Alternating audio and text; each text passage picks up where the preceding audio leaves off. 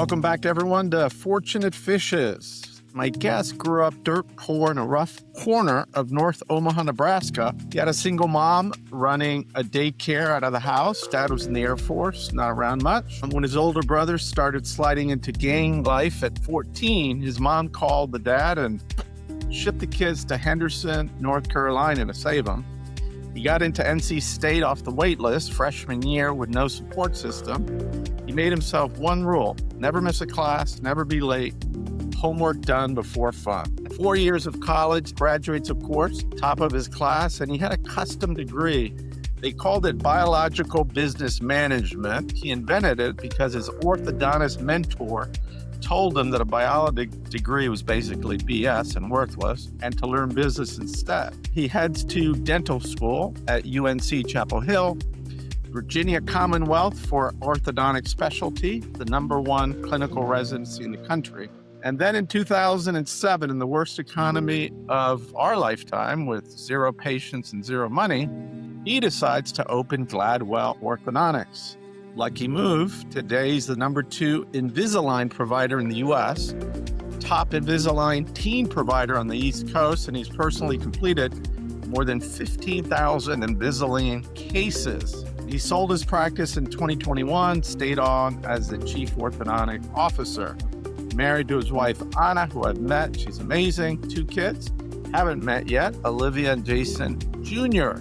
He's the only orthodontist in America who's given away free Glock 19 handguns to teenagers to clear aligners. I mean, where was I, Damn, I love Glock 19. Of course, he owns a gun range, a shooting range, an axe throwing bar, a granite company, a building company, a media company, an aircraft brokerage, and the largest I-9 sports youth franchise portfolio in the country. Jason, that's the longest introduction ever, but you deserve it. Welcome to the show. Appreciate it. Yeah, it is it's been an interesting run. I don't know how I've gotten myself in or out of some of these situations so far.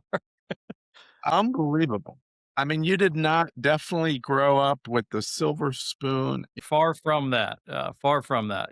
Bad as it was at times, my mom was always there, and she sacrificed literally everything for us kids. She was the definition of, putting us before her. It's not like she was out, kind of, buying herself luxury items and the rest of us were, kind of fending for ourselves. But it was the exact opposite of how my kids are growing up, which is really weird for me. And hopefully I'm doing it right. They've grown up and they've never lived anywhere else other than the house that they're living in now. It's actually the longest that I've ever lived in a house. My wife's ever lived in a house, and our kids have never known anything else. Growing up, we moved a lot. And so, everything about my childhood is literally the exact opposite of my kids.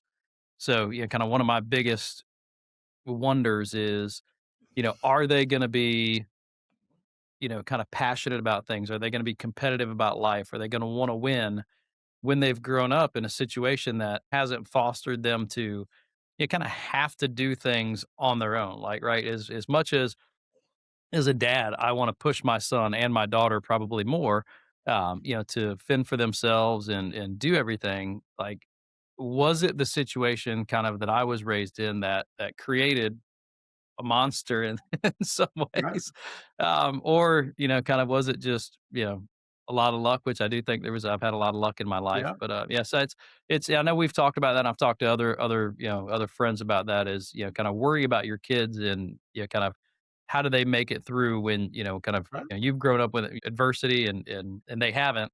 What does that look like? And hopefully I'm doing it right.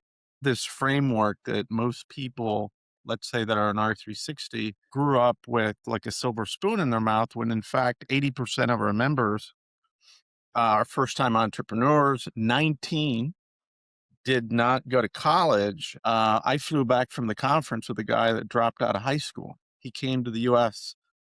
When he was 6 years old. He's a billionaire, and you'd never know it. I mean, the guy came from Cuba with nothing, and he is the humblest, nicest guy, but he had this trauma of being picked on and bullied in school, and his brother kind of standing up for him, dropping out, always getting in trouble. But something happened where he got a GED, went to community college. He was good with numbers. Next thing you know, he's working in a bank. And then from a bank, he goes somewhere else. And you have a similar trauma in your life. What advice do you have for kids? Fuck, this is America, dude. It sounds so cliche, "Hey, work hard and everything will come." And there's plenty of people that are out there grinding and they are working hard, right? And they can't get out of a situation. So it's not a foolproof plan, right? But it is gonna give you the best chance. And having good mentors, right? Because you in college, you had a mentor who said, "Dude, design your own thing because biology is a waste of time." Like, Yeah, and I've been very fortunate in my life, and it's part of why I try and give back and do mentoring yeah, for other families and kids, and we do a lot of outreach stuff.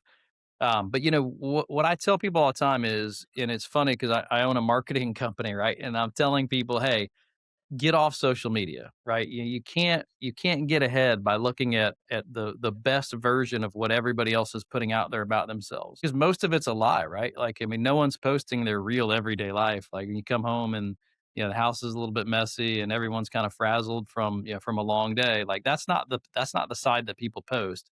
They post the private jets, the cars that they rented, whatever that is. I've always been really good about not looking at what everybody else was doing and trying to keep up with the Joneses, but really kind of setting goals and setting some pretty, kind of tough things for myself in terms of rules.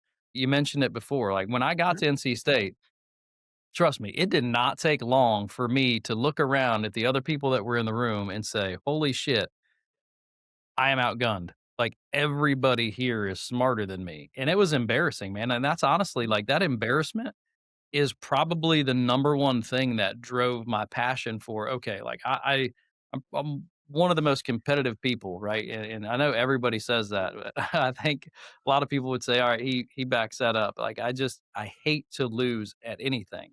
And when I got to NC State, I knew I was losing. Like I knew I had to do something. So I set rules for myself. And one of them was I was never going to miss a class. Which was the exact opposite of everything that right. I did previous to that, right? Like elementary school, middle school, junior high, high school. I mean, you'd be lucky to catch me at school. And, by the time I got to college, I still don't understand exactly how I got in, even on a wait list. Because I never studied, right? I didn't have any habits whatsoever. But I knew when I got there that I was outgunned and I had to really make some tough decisions. And I think that's where, kind of when I'm mentoring someone, I'm telling them, look, when you look around at the kids that you're with, like, Right. they always say, you're the average of your 5 friends, and it's very true, right? If you want to be better than them, you're gonna have to do things different than them, and being different is hard, especially for a kid, right? If you're the kid that's now, you're used to playing basketball, hanging out, getting in a little bit of trouble with your friends, and you try and pivot to, "Okay, well, I gotta read a book." Yeah, a lot of kids aren't doing that, right? And so you have to be comfortable being uncomfortable growing up. And I think that's the biggest thing that if I was teaching a kid anything, get comfortable with the uncomfortable. Get comfortable doing the things that other people are not doing. Get comfortable doing and making the efforts and setting rules for yourself that your other friends aren't participating in, right? I mean, that's how you get ahead. Where did that competitive streak come in? Was that something that came early on from sports, or you just were always like that? I think it was just life growing up, man. Like, I had an older brother who was much bigger than me, much more athletic than me, stronger, and it's like, there's only so many times you can get beat up by your older brother. And, and again, like my brother would do, I love my brother more than anybody in the world. And he would legitimately do anything for me in the world. But we did not always get along growing up. And, when we fought, like it was like real fighting. I have that same competitive streak, and I don't know where it came from. Maybe my dad always like always be number one, be number one. Yeah. I don't know. I love sports. I like games. I remember during the pandemic, my wife was playing some South American card game, and and then finally I played, and she says I ruined the game because like I always win. I always have to win. Like I don't know anything in games, so I'll spend 100 hours studying strategy, and then Yeah. I don't know where it comes from, but it's I mean, it's all I know, right? It's like in anything that I do, and I think a lot of it is I go back to I think it's fear of being embarrassed, right? I mean, like, I was always, growing up the smallest kid and kind of so I think I had to always try and prove stuff, especially to my older brother and his friends, and I think that's where it kind of started. that makes sense. I hope we're gonna redo this trip. I've done it like 8 times to Necker Island to hang out with Richard Branson. He is by far the most competitive human I have ever met. But on the other hand, he's like a child. Like he's curious. He's always goofing around. I was there when they offered, he was so upset that if you're British or foreign, you can't own an aircraft. He only owned 49% of Virgin Air. So there was a hostile takeover. And we were at the island and he tells us on Friday and he's upset about it. But then he laughs like, yeah, okay, so I'm going to make a few $1 billion. But that's not the point. The point was I wanted to have this aircraft. We're walking to the beach and one of the guys I was with is like, you know, we could like it's $25. We can go buy options on this. I said, yeah, dude. Yeah. And the SEC in 2 seconds is going to see, and you're going to be in fucking jail in 3 months. The stock opens up on Monday when it's announced at $52. And I had it. I literally had it on tape. And I was going to, back then I was on Facebook. I'm not on Facebook anymore, but I almost put it on Facebook. Then I thought, no, we're not allowed to do that. Plus, this is inside information. But anyway, and he was dyslexic, and Mhm. he got kicked out of school at 14. They thought he was stupid, and I think a lot of that competitiveness was what you just said. He's shy too. Like my son Sterling was interviewing him with the daughter of another member. They're like 16 years old, and they're interviewing Richard Branson, and they had to meet with him an hour before to go over the questions because he's actually really shy, but he doesn't appear that way. And he didn't want to be embarrassed in Yeah. front of people. So he wanted these 16-year-old kids. But on the other hand, he is the most competitive person I've ever met.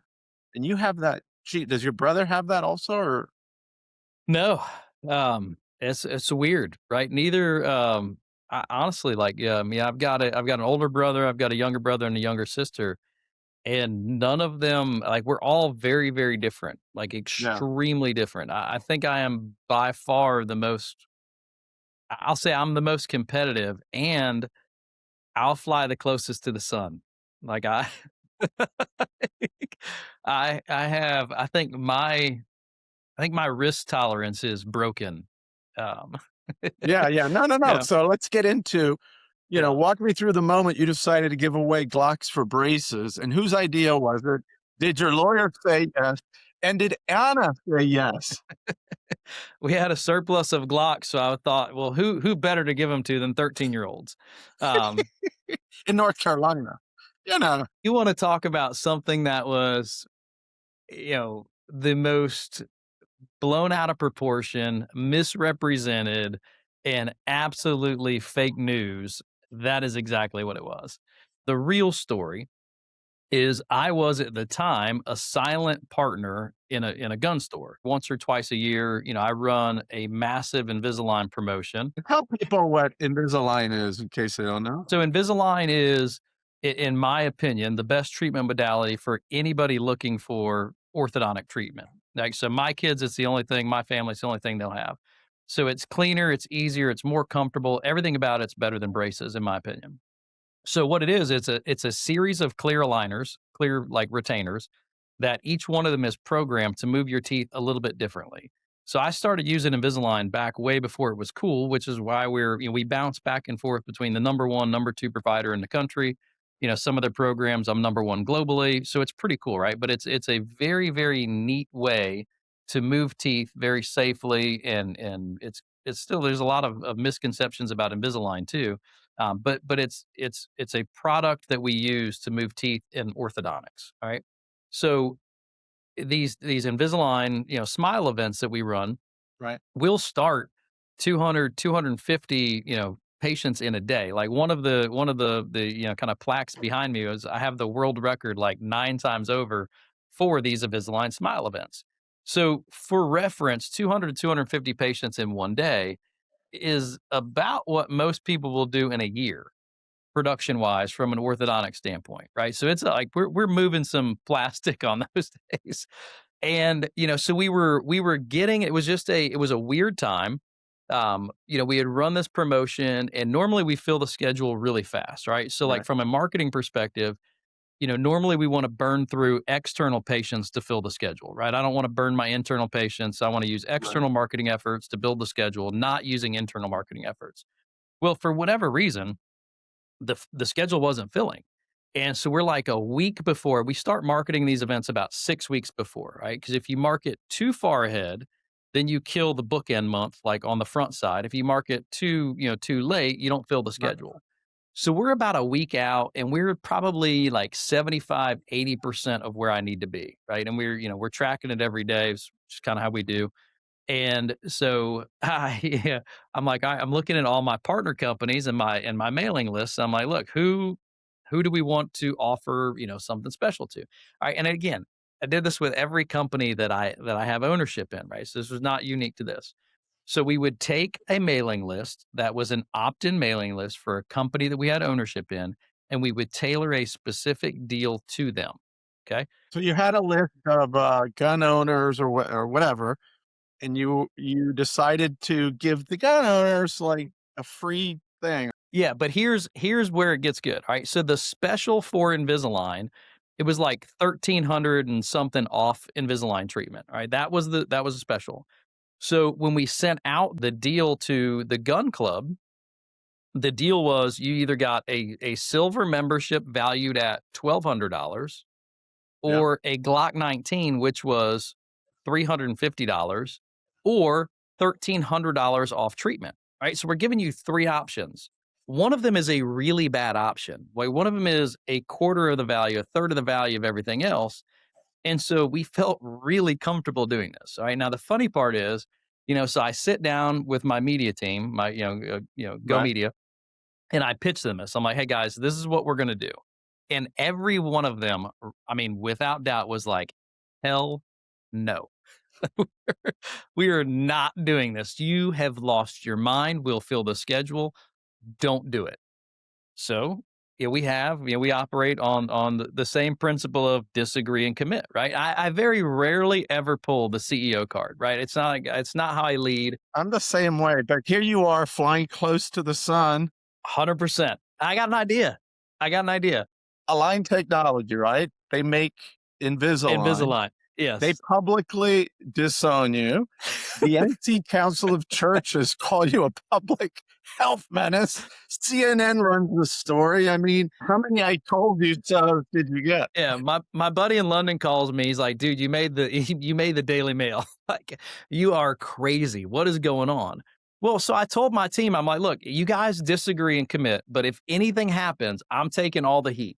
I'm like, "But if you really feel like that, make sure you have a contingency plan. Like, make sure that if this goes south, we have the interview set up, we have everything, we have a plan of what we're going to do, and we'll have a response plan." So it went out and somebody got the mail and then put it on Facebook. And then it went viral after that. But to my team's credit, they worked the plan. We did 2 interviews. Like the funniest part was at the very end of it, it never came out that I was an investor in the gun store, like, which was kind of funny. But yes, everybody, like my own PE group, like I got taken off the website. Like Invisalign was all pissed off at me. I made 0 friends that day. But how did it work from a marketing standpoint? I mean, they say no bad press is bad, right? But I mean, yeah, all press is good press. So we filled the schedule. We had the right. best orthodontic, event that we've ever had. And we doubled down and had the best month of the gun store that we ever had. So yes, it worked everywhere. Now it also led to like a bunch of changes, right? So Invisalign was really mad at me. And at that time, I had a very one-way relationship where at the time I was doing a lot more for Invisalign than they were personally doing for me. So I would do, a lot of their beta testing. I would do a lot of their, just free consulting. When they disowned me and they got mad at me, I was like, okay, well, hey, it's time that I look at other competitors. And again, I move a lot of Invisalign. So I think from mid-November to the end of the year, I did not submit a case. Right. Now we tanked the numbers like for Invisalign. I mean, like that one hurt, right? And I was actively looking at what other company do I want to go to? Interviewing people, looking at who could keep up with our manufacturing needs, who could do what we needed them to do. And eventually, I talked to Joe Hogan and Simon Beard, who are the two people that I would absolutely credit with bringing the deal back together. Right. And and Joe was fantastic. He is the if you've ever met Joe Hogan, he's honestly one of my favorite people in the world. He's the most soft spoken, like just down to earth, like even keel guy you'll ever meet, and he's ultra successful. So me and him had a ton of conversations, and he knew he didn't make light of it at all. Everyone knew how serious it was, but it was yeah. I mean we were flying pretty close to the sun that day, but it worked Well, I out, got to tell you, right? Yeah. I got to tell you my Omaha story. I almost got court-martialed 3 times in the military. Military was in a good place for me because I was like you. Like, I get to Omaha. Well, first of all, Air Force personnel calls me from San Antonio and says, "Hey, Lieutenant, where do you want to go?" "Oh, I'm a surfer, so I don't care. Just put me anywhere near a beach where I can surf. Patrick, Hawaii, one of those. No problem. We'll take care of you." It's like, dumbass. They sent me to Omaha, Nebraska. Like, it's the furthest place in the United States of an Air Force base from a beach. So my friends are like, "You idiot. You should have told them that you're a ski bum. They would have sent you to Hawaii." But anyway, day one, I get there and I get this terrible assignment where, first of all, you take this elevator down to the middle of the earth because, nuclear weapons are going to land there if we get into a war with Russia or China. I'm assigned to this unit with about 20 enlisted men and women who are working off these signals in China. I was a China air defense analyst, and we had to run the route for B-52 bombers carrying nuclear weapons so they didn't get shot down. And there was surface-to-air missiles that give off these signals, the radar. So if you would track it to that radar, great. But if all of a sudden there was 12 signals and no radar, you get the photo guys to send a satellite over and, oh, there's a new surface to air missile. We got to reroute the pilots. Anyway, there's 10,000 or 50,000 signals and they can't be worked off. And this has been going on for years. And I'm like, what the hell? So I decide I'm going to sit down for a week at this job. And everyone's telling me, you can't do that. You're an officer. That's for enlisted. So it's the most boring job in the world. So I decided to bring down music, which wasn't allowed. I had to get one of those tape recorders that it would play but not record, and it was approved by all these counter spy guys. So I told this group of men and women of all races, "Hey, whoever works the most signals, so we could track how many you do, gets to play the music for the next week." And I had like rednecks and African Americans and Hispanics, and oh my God, they got competitive, didn't take breaks. We got it down to like 3,000 signals in about a month. And then I did something. I said, "Look, guys, I was working the shift from 8 to midnight. And I said, if we can get the signals down to 0, I'll let you guys go home." The first sergeant was like, "Lieutenant, you can't do that. I mean, this is the military. You work an 8-hour shift." I said, "Yeah, but if our work's done, we got nothing to do. What are we going to do? Sit around here and read comic books?" So in about 3 days, we got it down to 0 because they started coming early before their shift. So I was selling real estate at the time. And I'm like, this is great. I left one guy there for an hour to run the shift. So my boss, who's a colonel, we had won all kinds of awards for this. So some 3-star general comes in from the Pentagon and they want to meet this Lieutenant Garcia cat. and this whole team to congratulate him. He comes in, and literally, there's a guy reading a freaking comic book, and like, where's Lieutenant Garcia? Well, sir, we're done. We're done with all the signals. And where's the rest of the team? Well, they Lieutenant Garcia let him go home.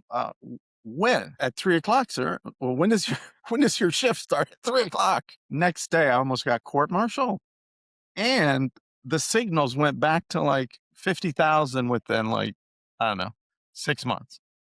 It's like the idiocy But of, you know. again, and that's like you figured out how to motivate people and engage people and get the result that you wanted without throwing a bunch of money at them and doing something crazy. Which is, I mean, that is like all the kind of the people that I've ever met that have been best in business and the best leaders. That's how they figured things out. How to manage people effectively, how to rally your team and get them to work for you and to push through the other roadblocks that other people have never been able to push through. I want to talk about something called forgiveness. And I've been lucky in my life to be at peace because I don't want to carry the poison around of, people that hurt you. I used to be in Tiger 21, and if I met the owner, the founder, I'd kiss him on the forehead and thank him for being an asshole, because if he wasn't, I wouldn't have done R360, right? So, Yeah. but you tell people that your father is one of your best friends today, but he wasn't around when you were a kid. He recently met, like your 6-year-old son for the first time, I don't know, a few years ago. How did you forgive him? Most people don't do that. Like, what was going through your mind? Yeah. So, and I truly think like where I'm at in life Yeah. compared to my brothers and sister, um, I think that forgiveness aspect is one of the biggest differentiators between us. So someone told me a very long time ago that, kind of holding a grudge like that is like drinking poison and waiting for someone else to die. And that really stuck with me, and it was kinda one of those things where, I love my dad, and he is literally, one of my best friends, but my dad has always been kind of an out of sight, out of mind guy. If you're in front of him, he's amazing, right? But he's got a lot going on and, life happens, right? And I don't pretend to put myself in everybody else's positions in terms of kind of, what they were doing, what Right. happened, what the unique situations were. But I get over things really, really fast. And not just with my mom, not with my dad, not with, I mean, but in general in life, I've never found any value to me by holding on and harboring and harping on, what someone else did to me. It's kind of like the victim mentality goes against kind of all the other things that I think about. Now, not to say that if someone wrongs me, I don't take it personally, right? I mean, like if I am, my and my wife and friends would tell you I'm one of the most generous people that you'll meet, right? And love doing things for people, and I don't need a contract for something, right? If you and I have a deal, a handshake deal is all we need. Yeah, those are the But if you best. screw me, I'm coming at you. Yep. I'm Right. 100% coming at you. But it's like, when we were talking about my dad and kinda him not being there, the crazy part was we had a conversation recently, and I don't think he ever realized it because we were talking specifically about my brother, and he was like, "Man, I just don't know why I have such a, fractured relationship with my brother." I'm like, what do you mean?"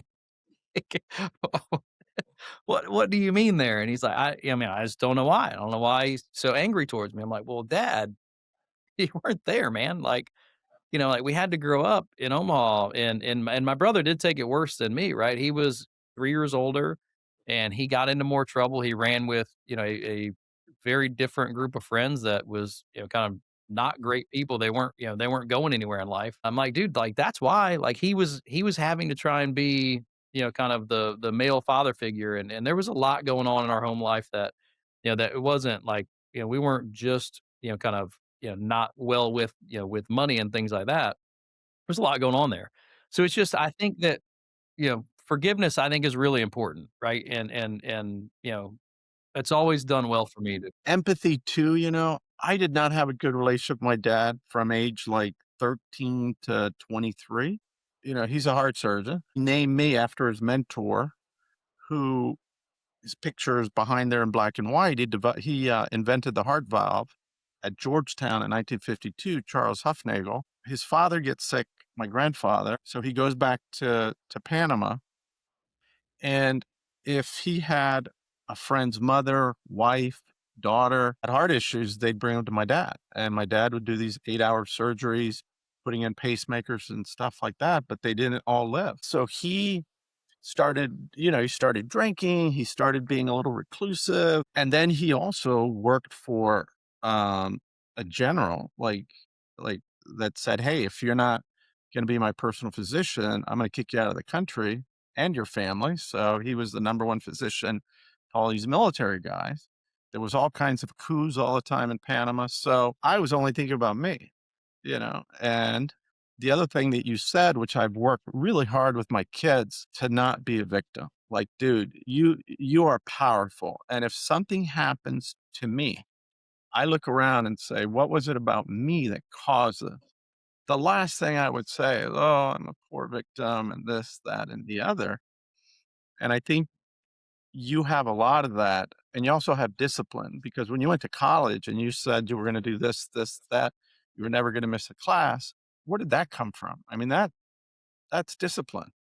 Yeah, that came from literally just having to figure out on my own. It's Yeah. crazy. I had no study habits. I'd never had a study habit. And like when I went from living with my mom, I moved to live with my dad in Hendersonville, North Carolina when I was 14. And my dad was a general manager of a car dealership. And so he was still living his best life. Was he remarried or did you have a stepmom?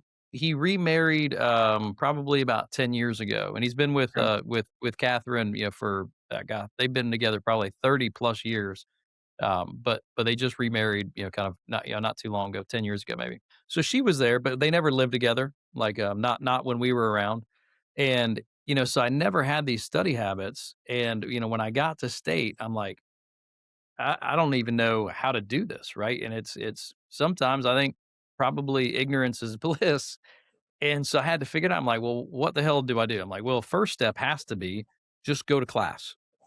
Like, just go to class and I would write down everything. And I Okay. realized really quickly that if I wrote it down, I remembered it. And the way that I learn, and my wife Anna and I talk about it all the time, like I learn very differently than she does. Like, I've got dental textbooks all around and I can go back and tell you, all right, figure 2.8 in this chapter is kind of what explains, where these muscles of mastication go, like all that stuff. I am That's the just how I exact learn. same way. You can take any of these books, open the back, and you'll see my notes and what page 100%. I thought was important. Yeah, that's how I did it, but it was trying to figure it out, and I guessed right, and then it was the discipline of and I love to party just like, anybody else in college, and so what I found was, all right, if I come home and I get all my work done, I can stay up as late as because I don't need a lot of sleep, so I can Right, stay up as late as I want, and I can make sure I get up and I'm gonna function the next day.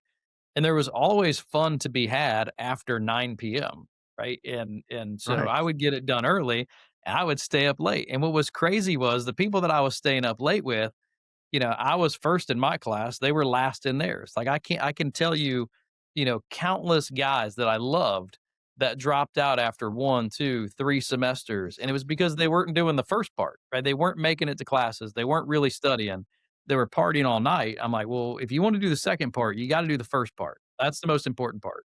At R360 a couple weeks ago, we did Stephen Covey's 7 Habits of Highly Effective People, and Mhm. it's getting the most important stuff done first, and Yeah. also beginning with the end in mind. Like you knew what you wanted to do, and then you had to do these things in a particular order all the time, every day.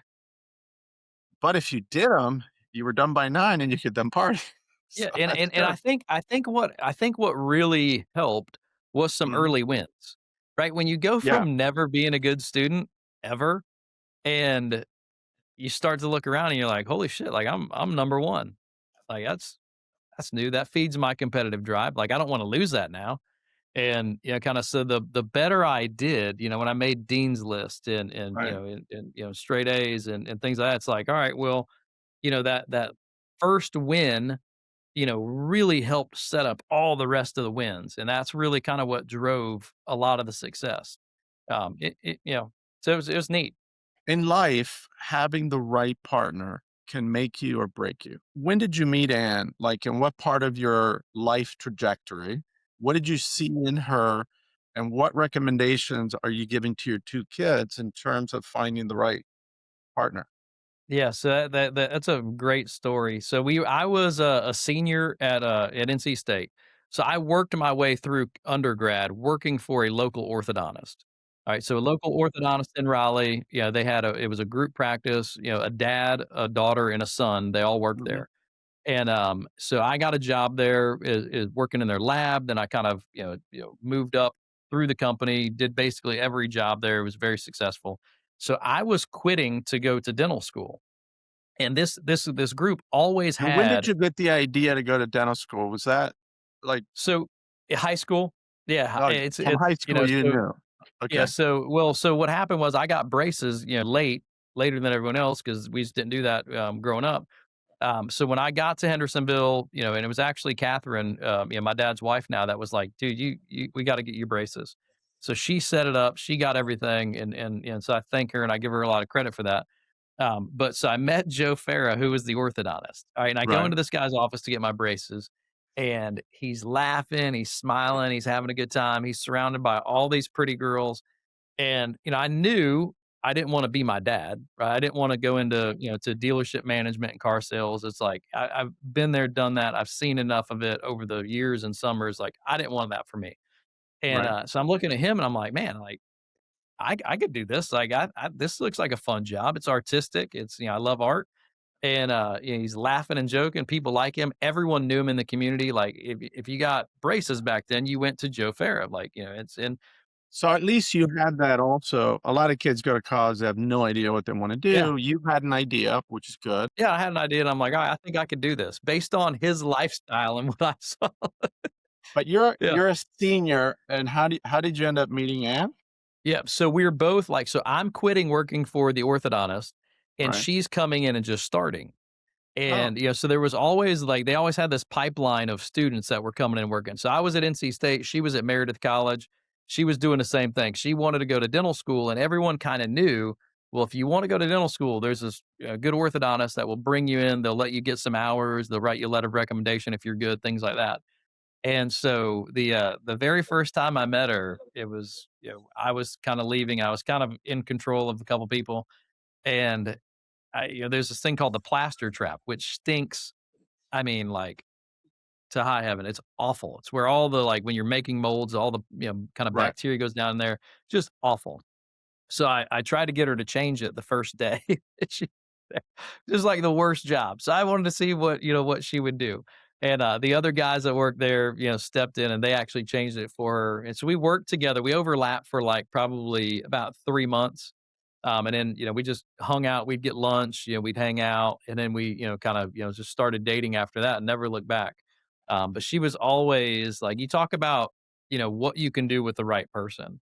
There's nothing that I've accomplished in my life that I would not have been able to accomplish if she weren't there. It's like building the business. Like, well, yeah, I mean, I could build that, but not without somebody else helping me build the family. So it's like, she gave up on a lot of stuff that she wanted to do in terms of owning her own practice and doing some other stuff to help me hit, my goals, which I think that takes a very, very special person to do that, right? It's like not too many people are going to give up on their stuff. And she's still practicing today.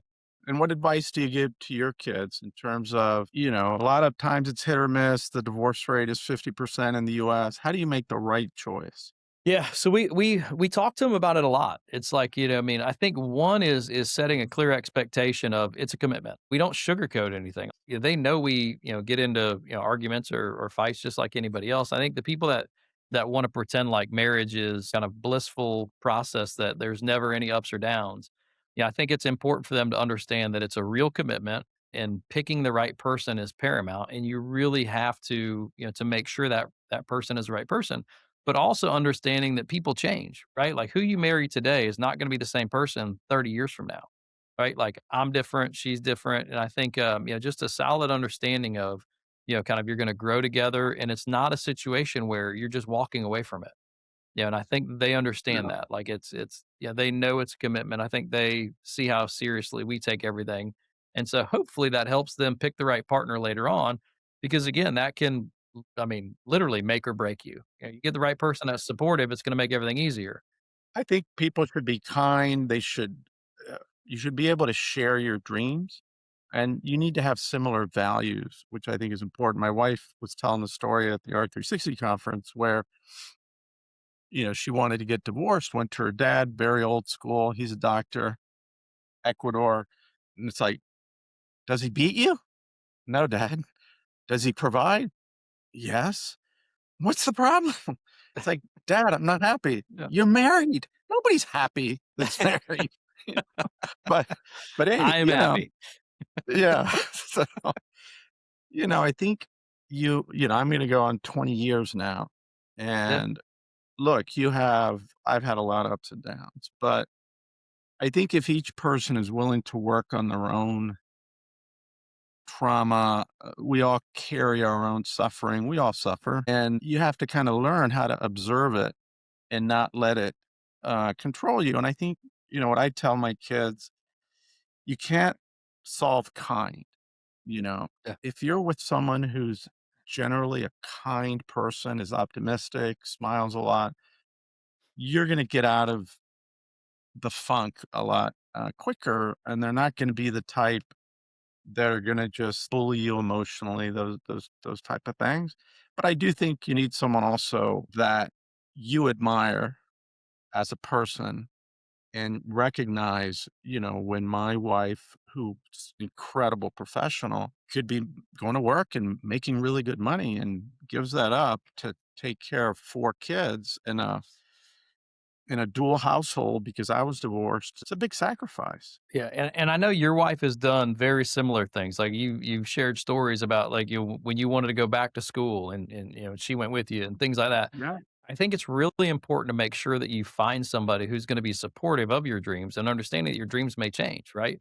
It's like I look back at 50 different times in my life where kind of my dreams pivoted, right? I used to want to be, kind of one single doctor in one practice, one location, and that was what my dream was, right? When Ann and I first met, that was the dream, and then so she saw that change, and she supported me in every way. Then when things have gone bad, right, like grins and glocks, it was amazing, but it was a really tough time for the family. Yeah, I got booted out of an NC State Carolina game one time, basketball game. That was tough for the family. She was she was right there, right? I mean, so it's like, so it's making sure that you're with someone who's not gonna run when things get tough. Yeah, when things don't go exactly how they're planned, like that's, kind of one of the things that I communicate to my kids is, look, if you're gonna pick a partner for the rest of your life, it's gotta be a real partner and they gotta be in it to win it, good or bad. And there's no Yeah. running from that. And like you said, I'm an easygoing guy, but I was a boxer. I was in martial arts. You hit me, I'm going to hit you back 3 times as hard. And Yeah. I was running an organization, it was a nonprofit, and I found out malfeasance. And then some really bad stuff happened. And, my wife is just like, dude, life is short. You're not going to blow this organization up too, are you? Like, I'm like, look, if I don't do it, who's going to do it? They're just going to keep doing really bad stuff. So I had to bring an action in California. I knew the attorney general. He was a friend of mine. And, but I had to hire lawyers and it was a 2-year mess.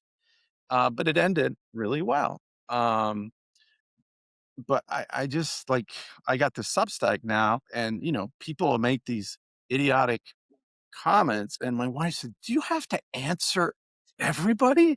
Like, why can't you just, do you always have to get in the mud? And my favorite, like my readers know, like, uh-oh, if I if I open and I say, I normally don't respond to idiots, but in your case, I'm gonna make an exception. Yeah. That's when it's like I love that. the gloves are off. But I want to pivot. Let's go back to orthodontics. Okay. Mhm. You look at orthodontics and said the entire industry is doing the same thing for 50 years. And you wanted to do something totally different. And what did all the old guys say when this little whatever that doesn't know shit about anything wants to all of a sudden overturn the orthodontic industry? I mean, I was catching arrows in my back for a very long time. Like, so, right. So again, you look at the dental model is broken from a lot of respects, right? You've got people that graduate and they're masters of science in dentistry, but they're not masters of the science of business. Well, again, fortunately, what's crazy is, all the kind of competitive advantage that I had in terms of having like my degree was, kind of, biological business management, econ, accounting, marketing. Like, I mean, I studied all that stuff. So I was a leg ahead of everybody else. And I still made so many mistakes, right? That's the crazy part. Can't imagine what it would have been without that. But so when I came out, I saw, and again, I worked my way, from undergrad into dental school with the same group. And so I was able to pick up and see a lot from the, like the business side of what they were doing. If you would have had one big successful practice, you could have had a good life, right? Oh no, I did. I had the biggest practice. Yeah, I mean, I Right. did for years. I had the single biggest practice in the state. What was the thing that you saw that you said, "Holy crap, I like, I could do this and really blow up." Like, what was it that you saw? When I first started, I realized everybody was doing it the same way. Like the orthodontic model to me was broken, and I knew it could be reinvented, right? So the standard when I came out was, whatever the treatment fee was, they wanted 20% down. And if the treatment was 24 months, they wanted their money over 18 to 22 months, right? So that people wanted to get paid first and they wanted a big down payment. Well, when I was in undergrad, I read a study and it was like the average person at any one point in time has like $300 of disposable income. It's probably Right. between 300 and 400, but I don't think it's moved much off of that now. So when I came out, I'm like, well, if the average person only has $300 to $400 of disposable income, and we're asking them for $1,000 down for a down payment, the math doesn't math. I'm going to do it Right. differently. Then I sign people up on direct deposit. I'm like, I'm never sending a statement. I want all my money. I want you to secure with a credit card or bank card, and I want to make sure I get paid. So So what I was the figured, model? Tell us your model, what you yeah. wanted So to do different. my model was low down payment, flexible financing, and I would do everything. Again, my dad was in the car business, right? So I Right. listened to, like I think he may have invented the four square model in car dealerships, which is now banned. But I mean, I listened to every car deal known to man, and I knew, like when you're looking for something, you're shopping for something, people are looking for a monthly payment that they can afford. So I applied that to orthodontics. I'm like, look, like if I can get you, and my business model was pretty simple. It was, provide better care, better quality of care from a doctor perspective in a better facility with a better team for the average treatment fee with more flexible financing. I'm like, if I can do that, I win across the board and no one can stop me. What was the easiest financing that you could give a potential patient? So I do 0% fine. I still do it to this day. My model still works. That's the crazy part. We're still refining it, but 0% financing. And if their treatment was 24 months, but they needed 28 months to pay for it, I'll stretch it out over 28 months. My thought process was if you like me in 24 months, you're not going to go away from me. Just because I give you a retainer, you're still going to come see me. You're going to pay me. And it was trusting people. The other thing that people forget is the referrals. So if I go to you and you're like, "What? You're gonna let me do this over 28 months and you're not gonna charge me interest, but it will be a direct deposit or whatever." Yeah. You're gonna tell all of your friends, like, "Oh, you gotta And they go see did. Dr. Gladwell." They did. Yeah, and then we treated them right, though, but we backed it up with, yeah, again, like, every one of the facilities that I've ever built has been better than anyone else's office. Like, so if you come in my office, I got a Starbucks in the office, it's a charity cafe, every dollar goes in and goes. Wait, wait, wait, wait, Yeah. wait. Go back because this is the wildest thing because they don't allow this anymore. Walk me through this. You call Starbucks and say, "Hey, I wanna have a Starbucks in all my offices." Yeah, so a buddy of mine, Zach Asagrande, up in Northern Virginia. So he and Yeah. he was a year ahead of me in residency. I taught him literally everything he knows. Great guy, still one of my best friends today. So he had an in with a Starbucks, and he put one in his office. And so I'm like, man, that is like a really good idea. I'm stealing that. And so so we use it differently in both of our offices, but very similarly, in the same degree. And, so I did mine as a charity cafe.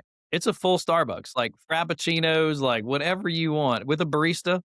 You know what I mean? Like it is Wow. legit. It's a legit mini Starbucks inside inside. And the deal was I can't Wow. advertise it outside of my four walls as a Starbucks. I got a Starbucks sign in the office, but I can't put it in the paper that I have a Starbucks in that location. Right. So there's some rules that they made us apply by. But your clients loved it. Oh my god, yeah, I mean, it's the best thing in the world. Because think about it, like, you go in every dental office, every healthcare office, Yeah, yeah. and what do they have? They got a shitty Keurig tucked over in the corner, with a couple bottles of water, like, and it's the same everywhere. And so, again, we wanted to elevate customer experience. We wanna elevate patient experience. So, Starbucks, one of the most recognized brands on the planet, and if you come to my office, I want you to have a Starbucks, and I want you to have it for free. Then if you do go get a Wow. second opinion, I want you to walk in someone else's office, see that it doesn't look as nice, the team isn't as nice, the experience isn't better, and the cost is the same. So when you're building these offices, you have to build it with all this stuff in mind. Oh yeah. Yeah. We were very intentional in terms of the design and what we do. But again, like thinking differently than everybody else is what's gotten me through everything. Like so, 10 years ago I pivoted. Like the standard orthodontic model is that it's what's called an open bay treatment facility. Meaning you've got like this random big room and they've got 6 or 7 dental chairs in it, and you hear every conversation that every doctor is having with every patient. Right. So in 1950, someone thought that was a great idea. And they're like, hey, listen, well, if we're telling, little Johnny to brush his teeth better, little Susie's going to hear that. And we don't have to tell her because she's going to hear that. And maybe that worked, right? Maybe that was great. I hated it. And what I noticed really early on in my career was if I'm talking to a parent, I'm having a corrective conversation, Yeah. they don't want the neighbors hearing that. So early on, I renovated my office and I put private treatment rooms, which was, I mean, nowhere near on the forefront of orthodontics, right? Nobody was doing that. Well, we did it and everyone loved it. But then guess what happened? COVID happened. Ah, So where everybody else was worried about how are you going to keep people separated in an orthodontic office, right. they had these ragtag, shower curtains and individual blowers and fans and HIPAA filters. I had private rooms. So during COVID, I dropped like the most I dropped was 25% of what we were doing. And we'd built a machine, right? We were heavy Invisalign, so we were doing, Invisalign deliveries curbside, aseptic technique everywhere. Like, but again, it was kind of, it was leaving the herd early, reinventing orthodontics from a facility standpoint that got us through, one of the craziest times in healthcare ever. Let me go into another thing that I was impressed by. You built Strategic Partners Program, which basically is a value add reseller of Invisalign aimed at general dentists. The Yep, orthodontic community, hates me. because you were arming the dentists. Yeah. Walk me through Yeah. that fight and how many arrows can a back take?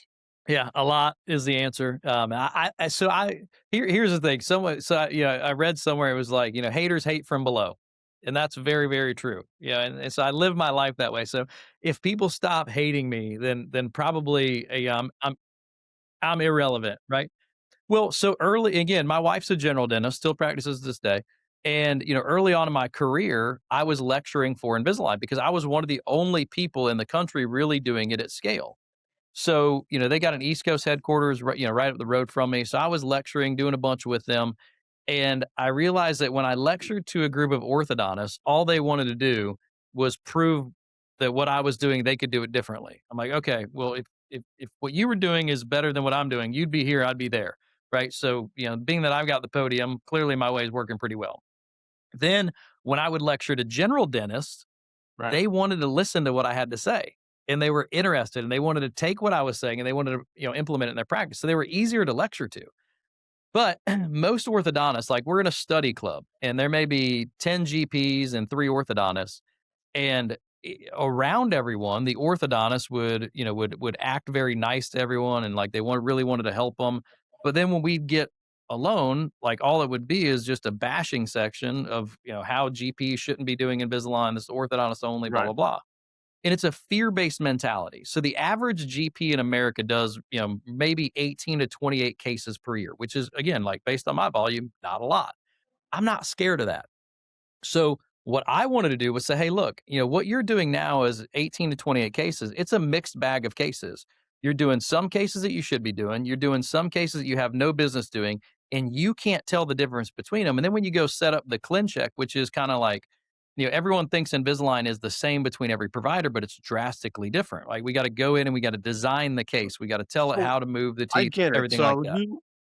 what was the bottom line though? So if you took an average uh, dentist Yeah. that now a year later, after he learns all this cool stuff, what would the increase be in his practice? Double. Like, they're doing double the Yeah. cases, and the best part, they're supporting me more, right? Because now they're looking at orthodontics on every patient on a daily basis, so they're doing better, right? So, I'm providing real value, way better care, because now it's backed by an orthodontist, so it's now they're getting the patient is again, if you start with patient, like patient care number 1, if that's your number 1 goal, my program killed it for them because, we're providing specialist level of care inside of a GP office. The patient's getting better care, the doctor is treating cases more effectively, efficiently, and profitably, and then they're also recognizing when they need to send me cases, and so they're building my own referral stream. So I'm Wow. adding real value to the GP practice as opposed to just sending them pound cakes, pizza, and diabetes as a thank you for their referrals. Right. So tell me, 5 years ago, you decide to sell to LightWave Dental in 2021. Most founders cash out, they disappear to a beach.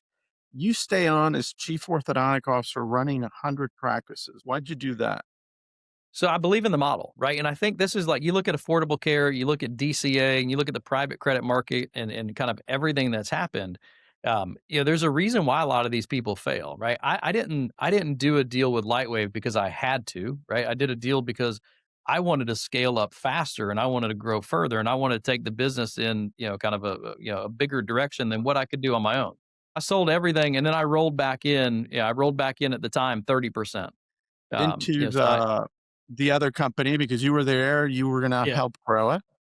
Yeah, and my deal was that I still had full control over everything, like all my processes, my people, my systems, my marketing, what I mean? Like I had a great deal, right? And I brought a ton of value to Lightwave and I still do, but it's a very different system.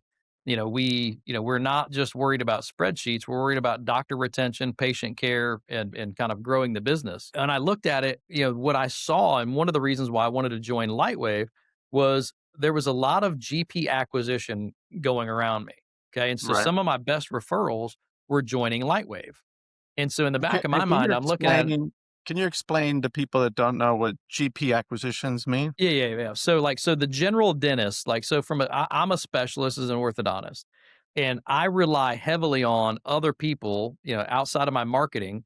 I rely on other people to send me patients, Right. general dentists, pediatric dentists, other specialists. Like, I need them to send me patients. Well, what I started to see was a lot of these general dentists were getting nabbed up in the, kind of the 2020, 2021, kind of, private credit market where, they're joining PE.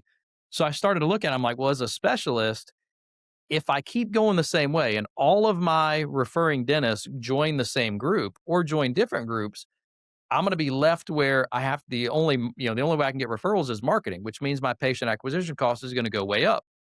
So I loved the business model with Lightwave because when I joined, it was predominantly a general dental group, and I was coming Right. in as one of the only specialists. So I'm like, I'm going to capture and captivate my referral audience and make it easier to grow and scale the practices.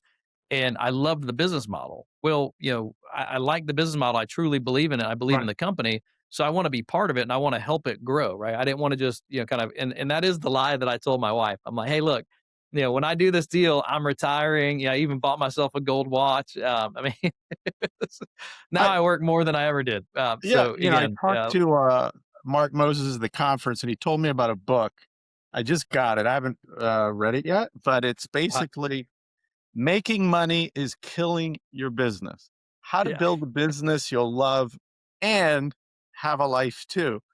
And it was like building a business that doesn't suck every hour of the day. But I want you to talk to us how the hell you manage your time. You have a role as a father, husband, brother, friend. You own a gun range, a shooting range, an axe throwing club, a granite company, a building company, an aircraft brokerage company, a marketing company, the largest I-9 sports youth franchise portfolio in the country. What's the through line in all of these things? What have you learned from all of that? And how do you manage your time? Like, you're a magician or something? yeah. No, one, I spread myself too thin. You know, so I'm actively pulling out of is you know some of those businesses. I've got out of. I told you this I think like a year or two ago. I'm like, man, you know, it was a great strategy, and I did really well with it. But you know, I think the fallacy of success is like, you know, if you're successful in one place, you can immediately translate that success to other businesses. And so most of the businesses that I'm in, like I was a silent partner, I was an equity backer, you know, I was kind of the bank. And, Right. you know, we were supposed to have partnerships based on, you know, kind of, you know, them listening to me and taking some business and coaching advice. And, you know, we've exited out of I-9, which is really good. And I literally didn't do anything in that company. I was a silent partner for a very long time, and I saved my partner from dumping it to somebody else for no value. And now we got a lot of value out of it. You know, 10 years later, we got a ton of value out of it. But, you know, I think the one thing that's gotten me through everything is understanding that I can't do it alone and in having a team, right? I think that a lot of people that are leading businesses are very insecure about the teammates that they bring on, and they always want to be the smartest person in the room. I have always had the exact opposite opinion, right? So if you're working for me, you know, I think that you can do something way better than I can because if you know, if you can't, then you don't need to be in the same room with me. You know, so from that standpoint, from the strategic standpoint, I hire and work with people that I think are just awesome human beings that fit the same core value and that help me make sure that we're not, you know, getting in trouble in all this. I think the problem is you were thinking too small. Yeah. Let me tell you where I'm going with this. So I have a R360 member, new friend. Him and his wife are 38. He's Italian. I call him Da Vinci because he's a software engineer, plus he's a medical doctor, and he's brilliant.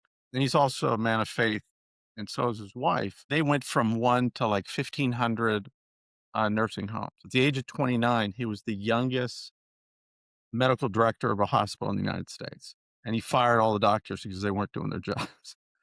Um, Super intense guy. And when he was in med school, he had a car parts just in time business that he ended up selling for like 20 million because it was too busy to do both. But anyway, he and his wife, they had a big exit and they're sitting with all this money and they're operators, you know? So they're like, how can we be like Warren Buffett? Like, well, what they did is they both within like, I don't know, a month of each other went out and raised 250 million in a public SPAC, a special acquisition vehicle. They have to acquire a company within 2 years.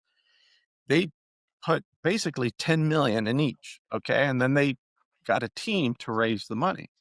Now, what they're doing is they're looking for companies with at least a billion in enterprise value. They already have a LOI with one, and it's like a AI Navy drone company, something like that, right? So they come in and they say, look, we're not the typical SPACs. This is our own money. We want to back you guys. We want to be in for the next 30 years. This is an easy way for you to go public. And look at who we brought on the board. We got this 4-star general who was the head of, and he was an admiral.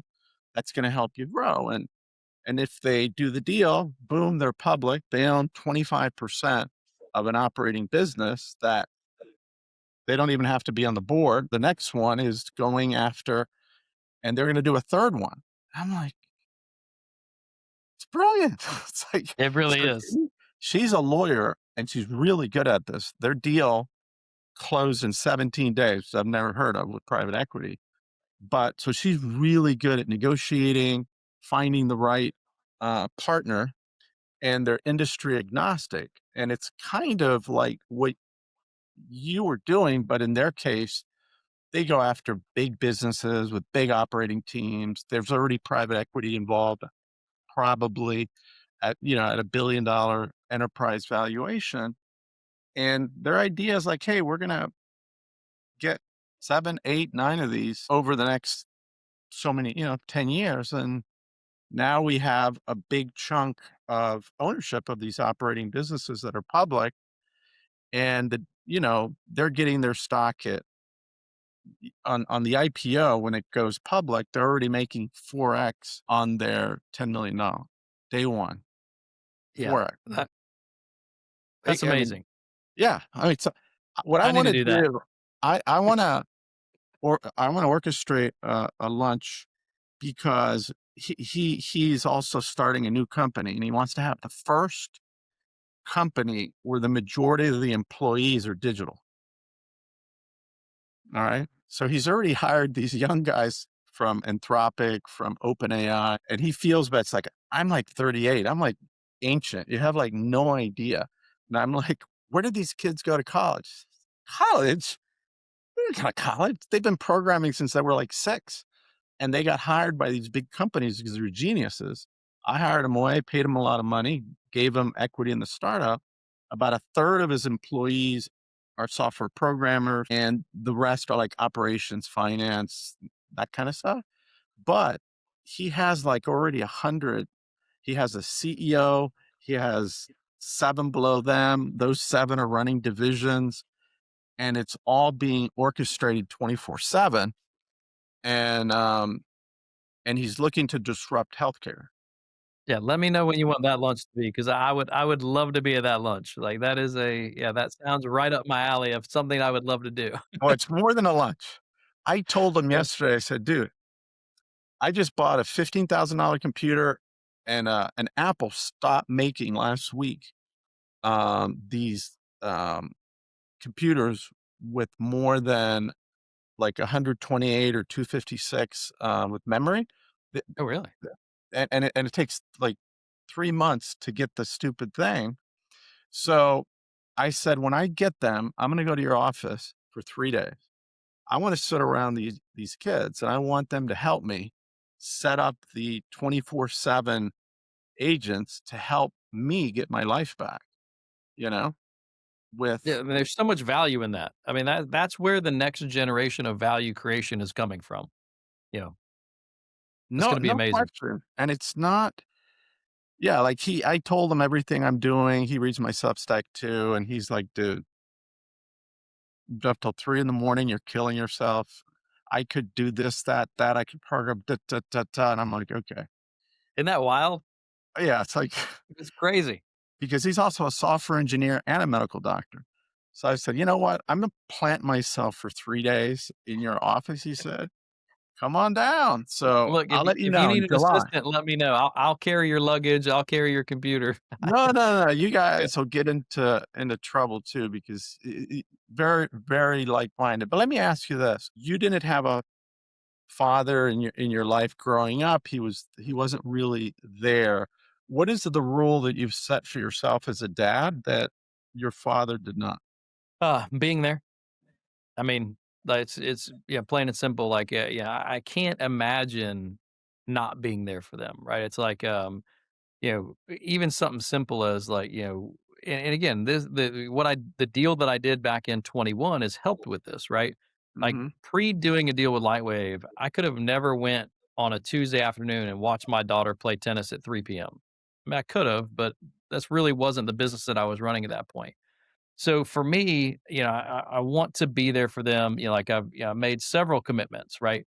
One is being there for them physically, and then also being there with their mom, and having that stability of, the house, the family, and just kind of being there to listen. Um, So I think that's really kind of the biggest thing, and I think that will hopefully provide the most value for them that I possibly can. Yeah, I love, like, looking back when I was around my dad, sometimes, and it took me a long time to realize this, but, Right. we'd be in the car dealership and my brother and I'd be sitting on the couch waiting for him to, get off a call to take us to lunch.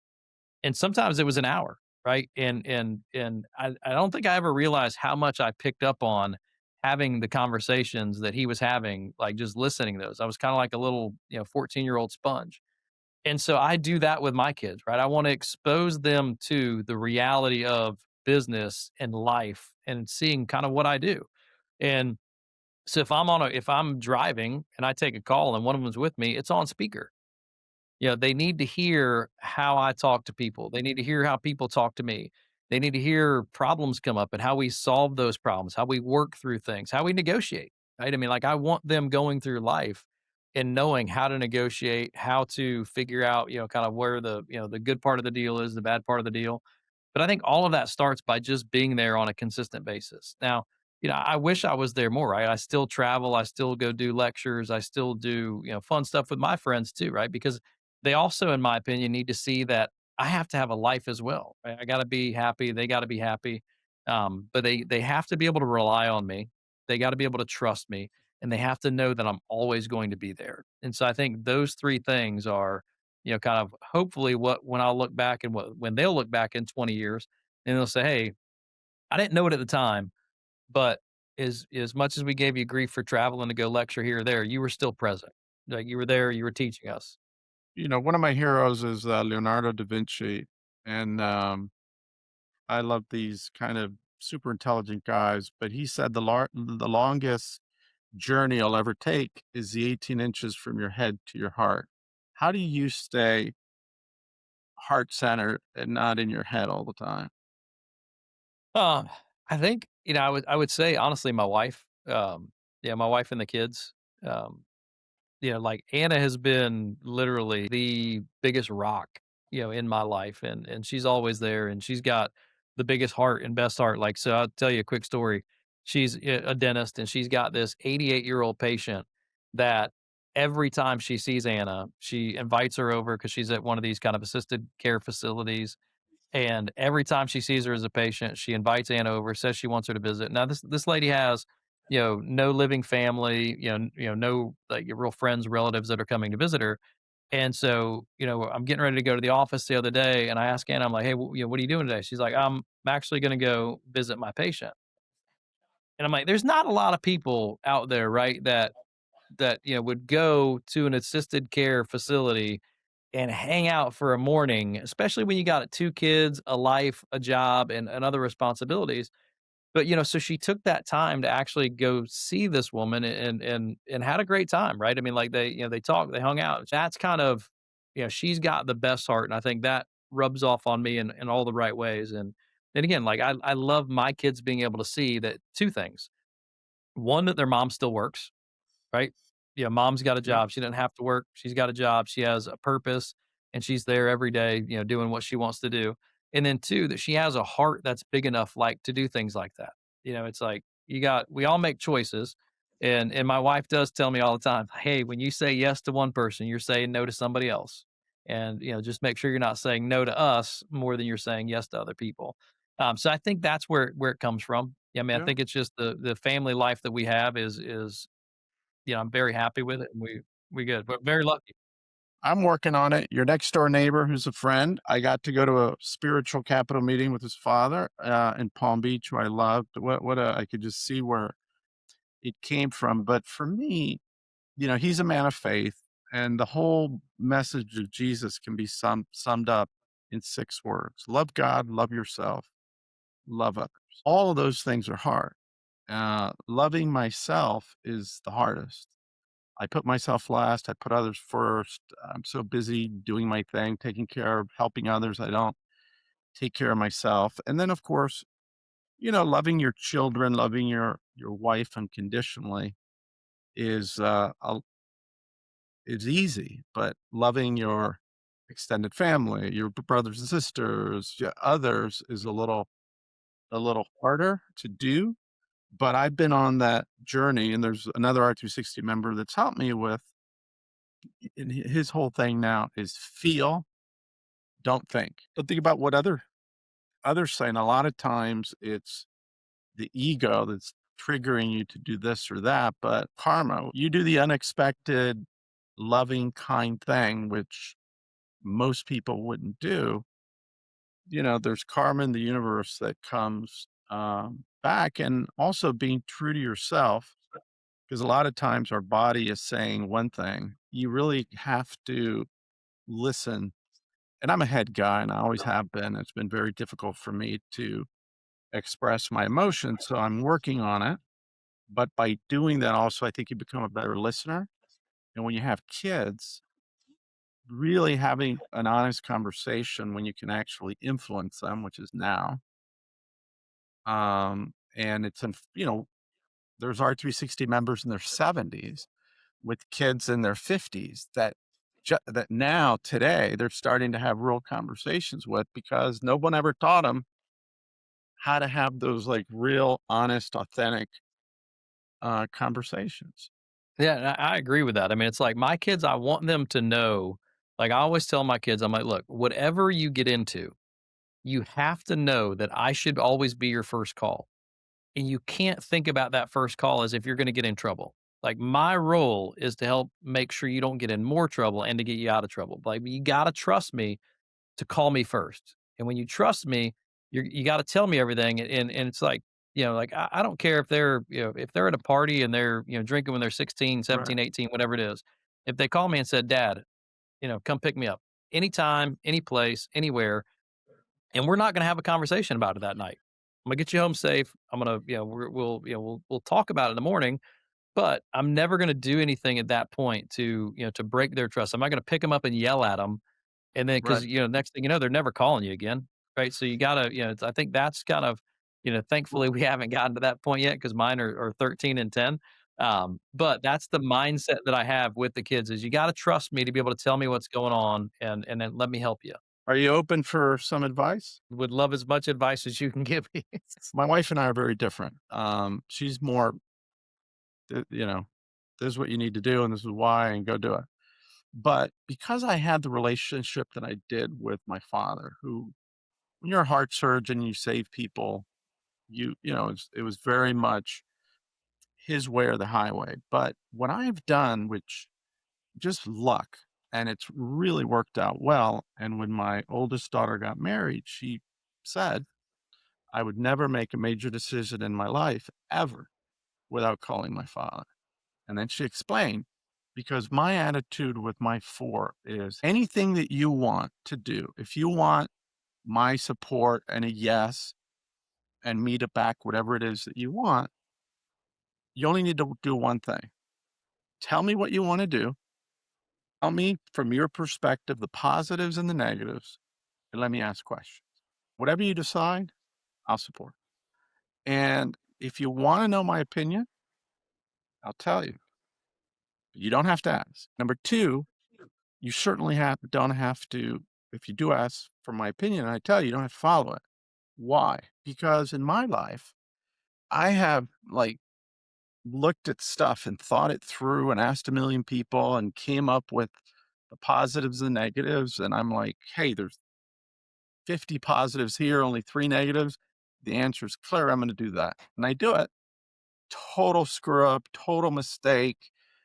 But then that led me to somewhere else. It led me to somewhere else, which became a life that you learn, you develop judgment. But I think the most important thing in life is to have agency and make your own decisions. So if I made the wrong decision, I screwed up. It was my decision. So having that attitude with my kids, they know I'm going to sharpen their Yeah, thinking by asking questions, and I'm going to say, hey, whatever you decide, and maybe you made the right decision, maybe you didn't, and maybe if you have made the wrong decision, it's going to steer you to like this incredible treasure that you don't know, maybe even a life partner, because you made that decision. So who am I to tell you what to do? Just, if you want my support, I just want to know you're thinking. I love that.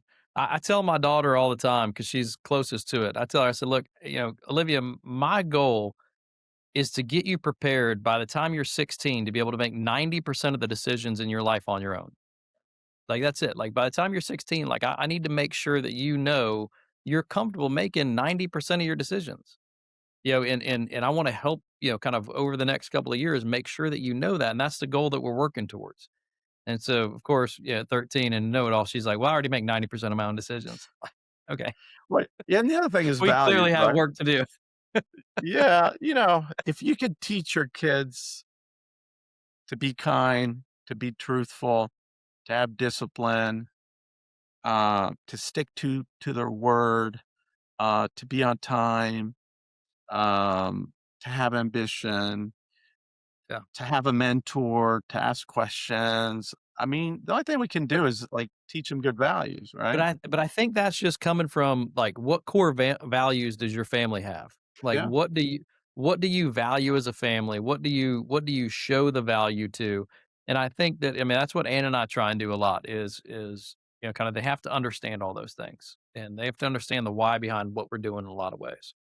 And again, and we tell them all the time, like, "Look, this is gonna be different. Like, you're gonna go to your friend's house. You're gonna go to, all of your different friends' houses, and they're gonna do stuff different." And Yep. not to say that they're wrong, but that's just not the way we're doing things, and I don't care what they're doing, right? It's like, you know, we got a way And that we're doing stuff, and we'll talk about it, sure. and we do. Yeah, I let my kids question, basically anything they want, and they ask all kind of great questions. A lot of it's about business, a lot of it's about, kind of why I did something. Um, but and I think one thing that I try really hard to do as well as a parent is apologize, say sorry. Like, they have to understand that, yeah, I can come in and say, "Hey, look, I overreacted." You know, I run hot sometimes. That was not the best way I could handle that. Like, that was definitely not great. It wasn't parent of the year today. I think also giving them the why. I had a situation where my wife, had a lot of rules, and my youngest, not a good rule follower, and had a tremendous issue until there was a discussion of, well, why? Well, let me tell you what happened in my childhood. And this happened, and it created this trauma. So when you do this, it reminds me of this, and it triggers me, and behavior stopped immediately. Like there's something like, oh, Yeah, I get it. Like, oh, that's why. So I think sometimes also having that conversation about, hey, it may not make sense, but when you're in my position, you can do it your way, and some of the things that rules you're going to lay down aren't going to make sense. But at least you understand, the logic behind it. So, what do you do to relax, to have fun with your family? we've had some great vacations. I mean, like, we're down in Naples a couple of weeks ago. Down at a water park. Yeah, I think I love trying to take them and go relax somewhere new. Like, I love going and showing them, because again, like, when I was growing up, we went to the same couple places. I would go see my dad and for, like, a couple weeks in the summer. But I want them to see the world. I want them to see, different areas, what's going on, just different places. So we'll go to the beach a lot, and a lot of times it's, whether we're just hanging out at a pool together, or, like, we're down in Naples, we're gonna, you know, play frisbee, like, whatever little games they have, cornhole, anything like that, which I always win because, again, I can't let them win. I'm too competitive for that. Yeah, but I think just traveling, getting around, spending some time together, and trying to kind of refocus, not, try and take as few calls as I possibly can when we're on vacations. If you're hanging out by the pool on that vacation and some kid hears who you are and what you've done, and you're on vacation there with your family, he walks up to you, no money, no context, no degree, asks how to get to where you are. What's the first sentence out of your mouth? Oh, well, that's a great question. I think, I mean, the first thing that I lean back on is, kind of trying, right? You can't be afraid to fail. You got to try. And again, it's the same thing. It's, you got to be comfortable being uncomfortable. I think that's the thing that most kids today can't do, right? Like they struggle so hard with being uncomfortable. And anytime you're trying something new, you got to get past that fear of failure, that fear of uncomfortableness. And then the next thing I would say is you got to let's write down, what do you want to do? Why do you want to do it? What are your goals? And then keep updating those and keep them written. Yeah, man. So I think for me that's the advice that I would give somebody. Well, I want to hit on two of those that are so important, the fear and the writing. I've spent a lot of my time on this. When I wrote my first book, A Message from Garcia, I had lunch with the eye surgeon, and everybody told me it was going to be a failure. They were going to send him to a trade school. Somebody gave him a book, and it's called It Works. It's 28 pages. It's short. He gives it to everybody. And it's like your mind is like a radio station that transmits and it receives. He had gotten this book and he passed. He had lung cancer. He was born in the 20s and we became very good friends. He invented the machine to take cataracts out of your eyes. He became very wealthy. But back then, I mean, he barely graduated from college. He couldn't get into any medical school. He wanted to be a doctor. So he ended up studying in France or Switzerland. He and I developed something that we put online for like 10 or 15 years that did this. So it said fear. You got to get rid of that. Imagine that you couldn't fail. Imagine you couldn't fail. What would you want to do with your life? Write them down. So he wrote down like 30 things. So, okay, you got to focus. So of those 30, pick the 10 most important. Pick the 10. Now look at the 10. And if you had to take one away, which one would you take away? Now keep doing that until you get the right order. Like this is first, second, third, fourth. Now that little piece of paper, put it in your pocket and take it out 3 times a day. Study it and put it back in your pocket. Sounds stupid? That's what he did. And it was like number one was he wanted to be famous because everybody, including his parents, told me he wasn't going to amount to anything. He wanted to make him proud. Number two was this was in the 60s when he wrote this for 50s. He wanted to own and pilot helicopters, which for a kid. Then he wanted to help the world with an invention. And every single thing on that list that he had came to pass. And I created a new chapter in the book to put it in there. And he allowed it. He had a book that he wrote called Through My Eyes, Eye Surgeon. And that story wasn't in the book. And he was also a musician, played on Johnny Carson. And he had a song that was in the top 10. He said, well, the medical community already think I'm crazy. So I didn't put that story in my life story. So I said, do you mind if I put it in the book? Because it's a real story of a real guy who took a very simple thing and said, if I knew I couldn't fail, these are the things. And he said, when my buddies would come tell me, let's go to a party, I just put that back in my pocket. And it's like, well, how am I going to accomplish that if I'm not working my ass off and going out to parties? No, I got to stay focused. And he stayed so focused that he invents a machine to take cataracts out of people's eyes. I mean, and this was in the, I don't know, 60s, 70s. That's crazy. I mean, but it's so accurate. Like I tell people all the time when we're doing, lectures or anything, I'm like, you when you're setting goals, if you're not writing down your goals and your goals need to be displayed, and again, it's obviously I didn't invent this theory, but you got to be able to see your goals on a daily basis. Yeah, it's got to Absolutely. be somewhere, whether it's a weight loss goal, whether it's, a business goal, whatever it is, you got to have goals that are visible. Yeah, because the studies all show if you have a visible goal that you're reading every single day, you're so much more likely to actually hit your goal than just saying, well, I hope, right? 'Cause it's basically what happens. Like if you're setting a goal without writing it down and looking at it, you're just hoping. And hope it's not a reliable strategy. Fear will hold you back now, especially in social media and all the kids have to be perfect. Yep. Um, I've talked about it before, but I only did this with my younger daughter. I would pray with her at night. And usually, like on a Tuesday, we would pray that she would have a spectacular failure. I said, look, if you can learn one thing, it wasn't a failure, it was a learning experience. And that learning experience, it's like a muscle. You're going to grow. So she hated it. Absolutely. No, not that. No, I don't want to. And then on Friday, I'd say, okay, what was the failure? And she'd tell me. And the bigger the failure, the bigger the high five. I love you. I love you when you push yourself. What did you learn from it? Wow, that's great. And I think she's become fearless. And part of it is like, my father's going to love me unconditionally no matter what. And the more I fail, the more he's going to love me. And the more I Yeah. fail, the more I learn and the better I do in life. And she's an actress. She wants to be an actor on Broadway. She's working, 5 days a week as a waitress. An R360 member wife who worked 17 years on Broadway just gave her a 20-hour a week internship. So she's learning a ton. I wish I'd done it with all my 4 kids. I'm gonna steal it. Yeah, I'm 100% gonna steal it and use that for my kids. I mean, that's a great valuable lesson, and what a great way to teach it.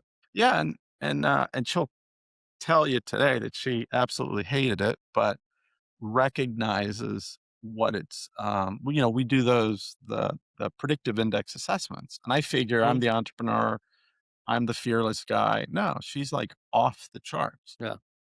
I think fear holds so many people back. It's I've been blessed with enough stupidity to where fear really hasn't, gotten in my way a ton. You've already talked about this, but I wanted to emphasize it. You held a grudge once and it almost ate you alive, and you told the listeners that holding a grudge is like drinking poison and waiting for the other people to die. Where did that come from? Why did you decide to live by it, and how has that changed your own personal life? I think it was my aunt. I think it was my aunt Stephanie that told me that. Yeah, my uncle Frank's wife. I'm pretty sure that's who it was, but it was one of my family members. And we were talking about the differences between, and this is years and years ago, but the differences between me and my older brother and my younger brother and my younger sister.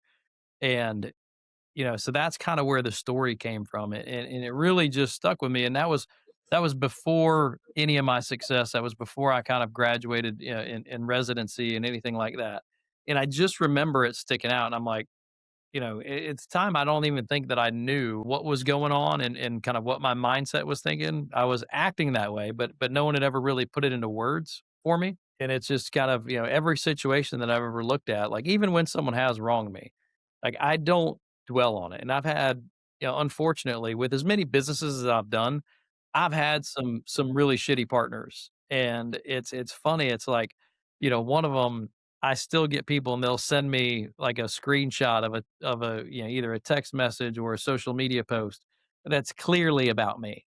And it just makes me laugh. I'm like, man, like I don't ever think about you. Like, I literally never think about you on a daily basis, but here you are. It's like I still consume so much of your day and you're the one that tried to screw me. Like that's the wild Uh, part. It's y crazy. It's the definition of like, I mean, like he's drinking the poison waiting for me to die. I'm like, I'm over here living my best life, man. I'm moving on and it's I'm not worried about you. So that yeah, I mean is it's so hilarious. funny. I, hired a PR firm that worked 8 years for this guy that screwed me and said, "Dude, you have, like, rented permanent space, like, you've leased space in this guy's Yeah.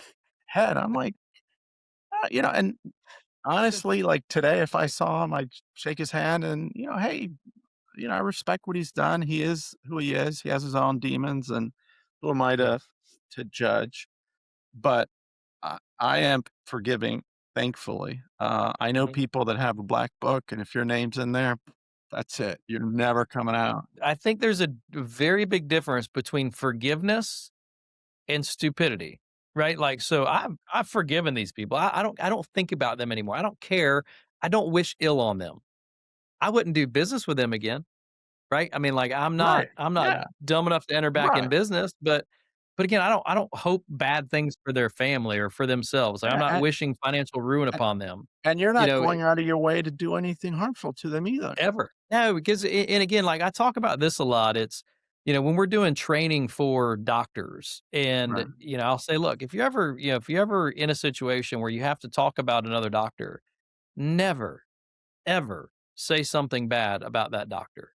Like, there's ways that you can show that your treatment plan is correct, and there's ways that you can show that your treatment plan is better without putting down that other physician. I'm like, in any case where you actually start to throw, arrows at someone else, it's never going to come back at you well. Like the people that are sitting on the other side of the table, that's not what they want to hear their doctor saying. They don't want to hear their doctor trying to show that he's right by putting someone else down. That mindset really transfers to every aspect of your life. Like, very few times, I don't think any in my life I've ever, really respected someone because they were putting someone else down. Are there any books that were super helpful in creating your mindset that you would recommend to a young kid? Yeah, one of them, which it was a recommendation from you, and I read it, and then I gave it to my kids to read. Was the Yes Attitude, like Jeffrey Gitmer, Yeah. and that's something that I wish that I would have read 20 years ago, right? And it's some of those books that are like the most powerful, and it's such a simple concept. It's a great book. I think that I've read a lot of books by Malcolm Gladwell. No relation. Blink is one of my all-time favorite books, Yeah. and, Love it. why I liked that one was it just teaches you to look at things so differently and kind of understand, like, the psychology of kinda how some of the decisions you're making are being made without you ever even knowing them. Those are probably, a couple of my favorite books that, that at one point in my life, I've either recommended that book to, a ton of people. The other one that I give away a lot, I'm forgetting the name of it now. It was a Michelin star restaurant. I'm trying to think of the name of it. They made a Netflix movie about it. But talking about how he went from, kind of, really a failing restaurant to turn it into, kind of, one of the finest dining experiences ever. It has a lot of parallels for dentistry from the, kind of back of the house and front of the house. Jeffrey's a good friend. I got to call him today. He did a solid for, I did this thing on Substack and he picked the best comment to his question, like, who is John Gall? Because Yeah. one of his best book, and the guy Fun. didn't get it. So he resent it. He lives in North Carolina. I'm going to actually do a podcast by Yeah, going really? to his Yeah. house. He lives in Charlotte. He has 5 All right. Well, daughters. that's 2 hours away. Let me know. I'll go with you. I think the name of the book is Unreasonable Hospitality. Well, you would love him. He has the wildest collection of books.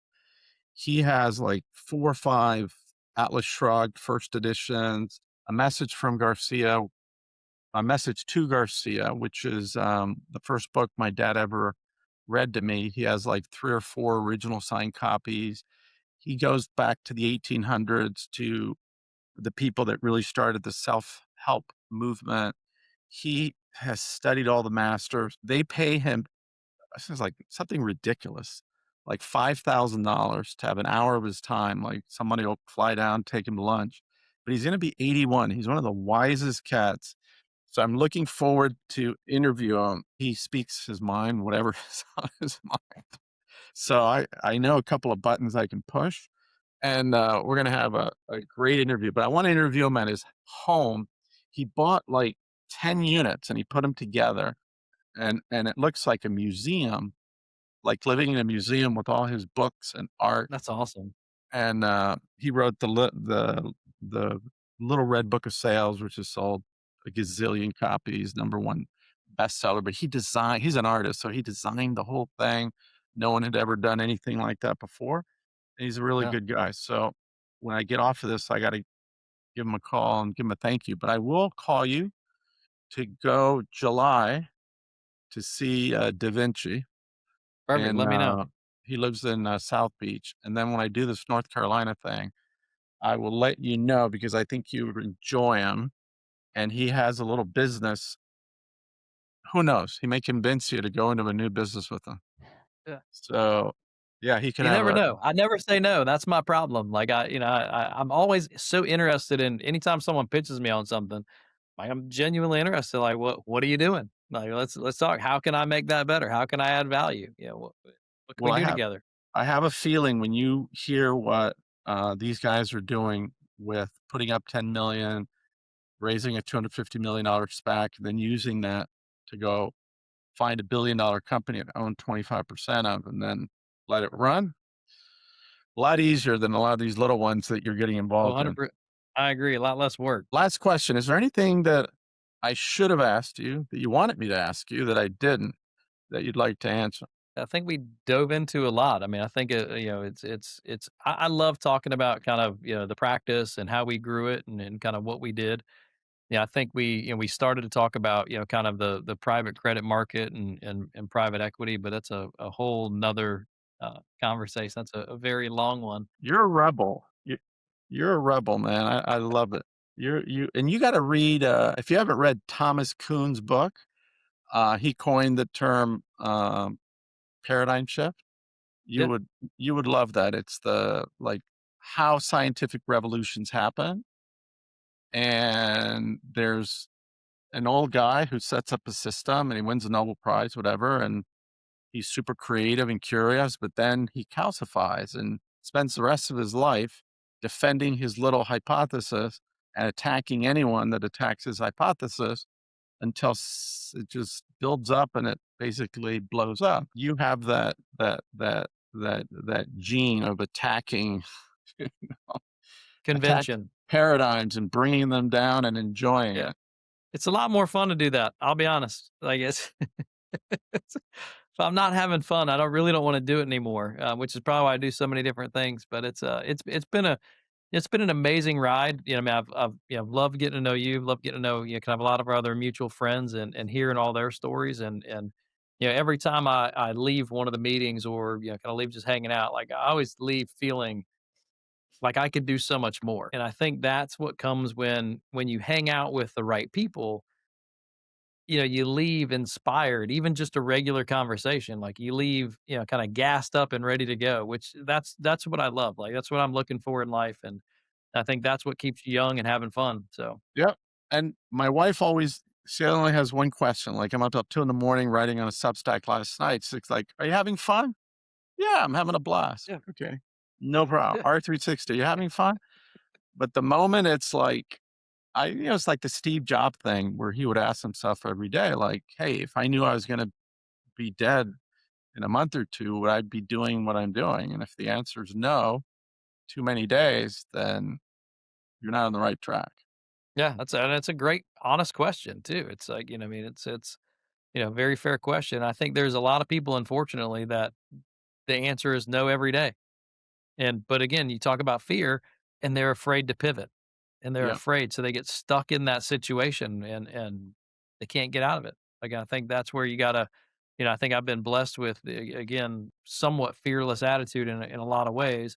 And a lot of it is just, kind of blissfully ignorant about failure as well. Like I don't even think that I can, until I do. Yeah. Yeah, and look, you look back on, like, where you came from, like, North Omaha, really bad neighborhood, and what you've created with your own intelligence and hard work and stuff, and I kinda feel the same way. I've made decisions in my life where I've just turned away from everything I've owned and made, and I said, "You know what?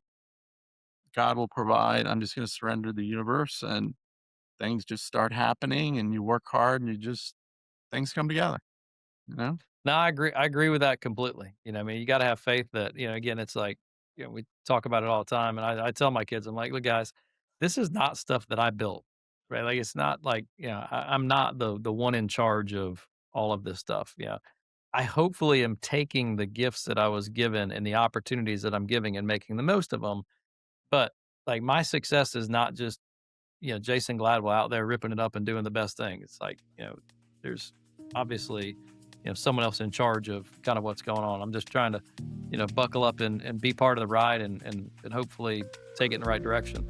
Good. Well, I hope to see you next week at our social capital meeting in DC. We're going to have some great speakers, and I think our friend Sandeep is going to do his member spotlight, so it should be Oh, perfect. interesting. Anna's birthday's on Monday, so I got to try and figure out how I'm going to get up there. But I'm going to try my best. I think I may be waking up really early and driving up there. Yeah. Tell Phil to drive you in his automatic car. I know. His, So he was. Tesla. I think he's heading up Monday. So he was asking me if I wanted to ride up. I'm like, well, I can't miss Anna's birthday dinner. So No, no, yeah, no. but I do would believe be I'll on. see you up there. So I'm going to make my best effort to make it up there. Awesome. Yeah, make sure I do not want to be in Anna's black book. So make that No. dinner and be a loving husband, but get your ass up early and get to DC. So I think that's what I'll do. So All right, brother. Be good. Thank you for Thank you, being man. on. Appreciate you having me on. That was a lot of fun. Good catching up.